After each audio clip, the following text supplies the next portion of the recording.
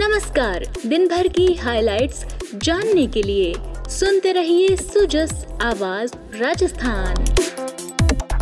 Sujas podcast में मेधा से आप सुन रहे हैं प्रदेश की खास खबरें। एक नजर आज की सुर्खियों पर।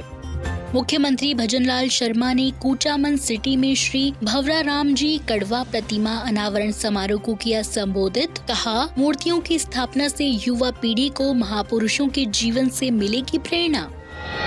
मुख्य सचिव सुधांश पंत ने ली Rising Rajasthan Global Investment Summit के दौरान हस्ताक्षरित किए गए एमओयू के क्रियान्वयन की प्रगति की समीक्षा बैठक। अधिकारियों को निवेशकों के साथ नियमित रूप से संपर्क बनाए रखने के दिए निर्देश। और चिकित्सा एवं स्वास्थ्य मंत्री ने जोधपुर के प्रमुख अस्पतालों का किया औचक निरीक्षण। कहा, प्रत्येक मरीज को मिले समय पर बेहतर चिकित्सा सुविधा। और अब सुनिए खबरें विस्तार से। मुख्यमंत्री भजनलाल शर्मा आज कुचामन सिटी के दौरे पर रहे। इस दौरान उन्होंने श्री भवराराम जी कड़वा प्रतिमा अनावरण समारोह में शिरकत की। मुख्यमंत्री ने कहा कि राजस्थान आध्यात्म, विरासत और संस्कृति के साथ महापुरुषों की धरा है। नागौर, कुचामन, डिडवाना, इसको राजस्थान की हृदय स्थली कहा जाता है। और हृदय स्थली वो स्थान होता है जहाँ से व्यक्ति का शरीर चलता है। यह मेरा नागौर और डिडवाना कुचामन वो क्षेत्र है जो यहाँ का युवा, यहाँ की महिला, यहाँ का किसान, यहाँ का मजदूर मेहनत करते हुए हमारे राजस्थान को हमेशा आगे बढ़ाने का काम करता है। आज मैं इस मौके पर हम सब पूर्व सरपंच, जनसेवी और आदर्श व्यक्तित्व के धनी स्वर्गीय भवराराम कड़वा जी की प्रतिमा अनावरण के इस भावुक क्षण में मैं निश्चित रूप से ऐसे सरपंच भवराराम जी को अपने श्रद्धा सुमन अर्पित करता हूँ।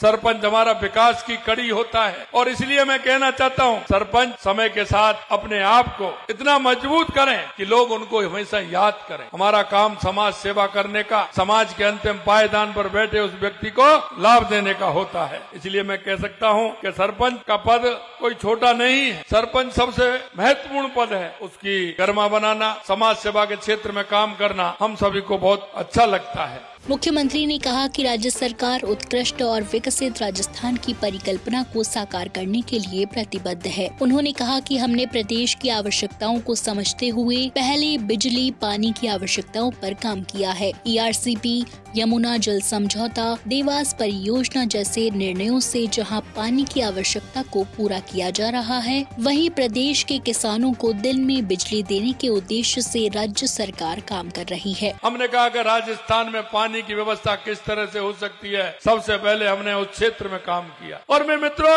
ये कह ही नहीं, आपने एक साल में देखा होगा। मैं ये तो नहीं कह सकता कि कागज की तरह एक साथ नक्शे पर बिछा दें, लेकिन मैं इतना विश्वास दिलाता हूँ, आने वाले समय में राजस्थान जो कम पानी के लिए जाना जाता है, राजस्थान का पानी के नाम पर अग्रणी राजस्थान होगा। ये मैं आपको विश्वास दिलाता हूँ, क्योंकि किसानों की पीड़ा हम जानते हैं। चाहे वो हमारी ईआरसीपी हो, हमारा यमुना समझौता हो, चाहे हमारे इंदिरा गांधी नहर से पानी आने वाला हो जो पोंग डैम से आता है, उसके लिए हमने जो हमारा खाली रहता था उसको कैसे भरें। यमुना से हमारी शेखावाटी के लिए पानी कैसे आए, पूर्वी राजस्थान में पानी कैसे आए। और हमने यही नहीं, हमने कहा है कि जब हमारी इंदिरा गांधी नहर में पानी आएगा तो हमारे हनुमानगढ़, गंगानगर, बीकानेर, नागौर, फलौदी, जैसलमेर, जोधपुर और बाड़मेर को पानी मिलेगा। दूसरा काम था हमारा बिजली का, कि हमारे को बिजली समय पर नहीं मिलती, बिजली की बड़ी दिक्कत होती है।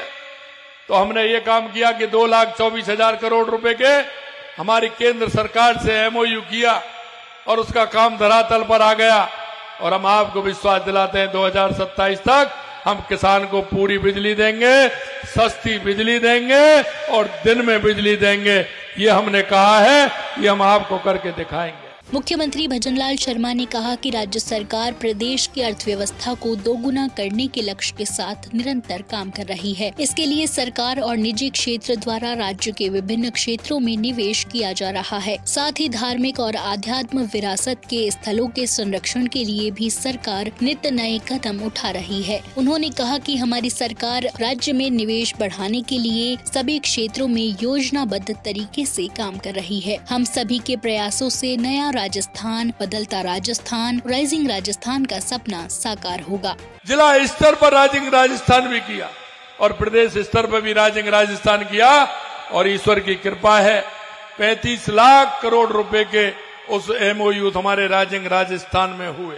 हम हमारे उन लोगों को जो दूर किसान का बेटा, मजदूर का बेटा जो दूर बैठा है, उसको कैसे फायदा मिल सकता है, इस क्षेत्र में भी हमने काम किया।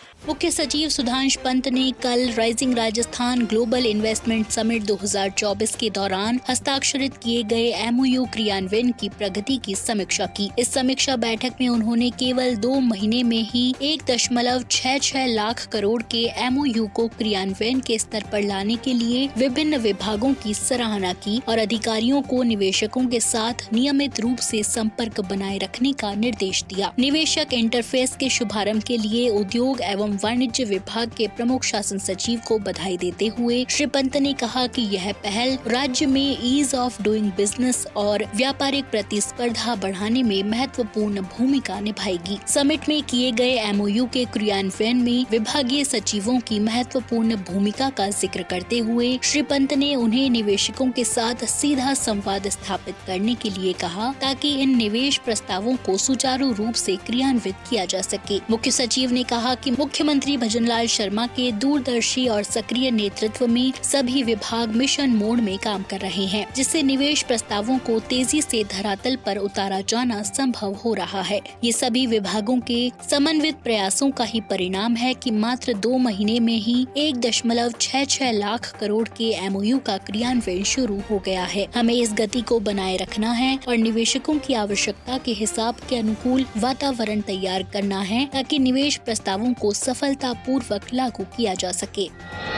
मुख्यमंत्री भजनलाल शर्मा द्वारा प्रदेश को टीबी मुक्त बनाने की दिशा में लगातार प्रयास किया जा रहा है। टीबी मुक्त भारत अभियान के तहत प्रदेश में राज्य क्षय अनुभाग राजस्थान की ओर से संपूर्ण राज्य में टीबी मुक्त ग्राम पंचायत की दिशा में विशेष अभियान संचालित किया जा रहा है। प्रदेश में 24 मार्च 2025 तक संचालित होने वाले इस अभियान का उद्देश्य टीबी उन्मूलन को गति देना, समुदाय में टीबी की समय पर पहचान, उपचार और रोकथाम को सुदृढ़ करना है। राज्य में इस अभियान के सफल संचालन के लिए विगत दिनों प्रमुख शासन सचिव गायत्री राठौड़ के निर्देशन में बैठक आयोजित कर सभी संयुक्त निदेशक, मुख्य चिकित्सा एवं स्वास्थ्य अधिकारी, जिला क्षय रोग अधिकारी और उनकी टीम, जिला IECC समन्वयक सहित अन्य अधिकारियों को अभियान सफल बनाने के संबंध में निर्देशित किया गया है। अभियान के तहत प्रमुख इंडिकेटर्स संदिग्ध टीबी मामलों की जाँच, 1000 जनसंख्या पर 30 से अधिक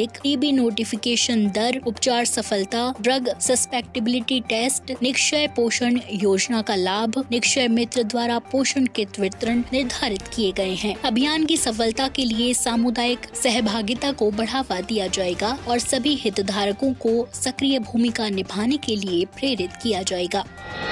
इसी क्रम में पंचायती राज मंत्री मदन दिलावर के नेतृत्व में पंचायती राज विभाग के शैक्षणिक दौरे पर राज्य सरकार का एक प्रतिनिधि मंडल केरल पहुंचा। Kerala institute of local administration Trichur में आयोजित बैठक में मंत्री श्री मदन दिलावर ने कहा कि राजस्थान में पंचायती राज विभाग ग्रामीण स्वच्छता पर विशेष जोर दे रहा है। उन्होंने कहा कि राजस्थान सरकार का लक्ष्य आगामी 2 सालों में प्रदेश को ग्रामीण स्वच्छता के मामले में देश की अग्रिम पंक्ति में लाकर खड़ा करना है। ग्रामीण क्षेत्रों में भी शहरी क्षेत्रों की तरह प्रतिदिन सफाई और कचरा संग्रहण की व्यवस्था की गई है। श्री दिलावर ने राजस्थान में संचालित अन्नपूर्णा रसोई, राष्ट्रीय ग्राम स्वराज्य अभियान, घुमंतू जाति के लोगों को पट्टा वितरण योजना सहित अन्य योजनाओं की जानकारी दी।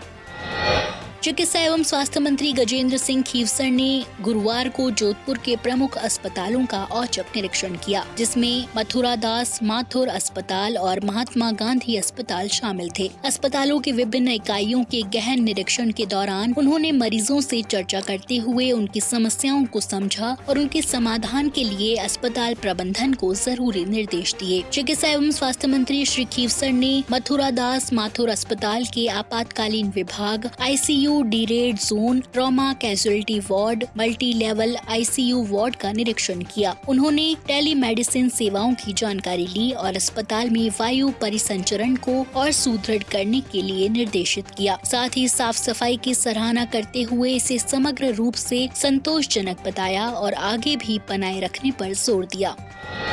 तो आज के सुजस पॉडकास्ट में इतना ही। मेधा को दीजिए इजाजत, कल फिर होगी आपसे मुलाकात। अब तक के लिए नमस्कार।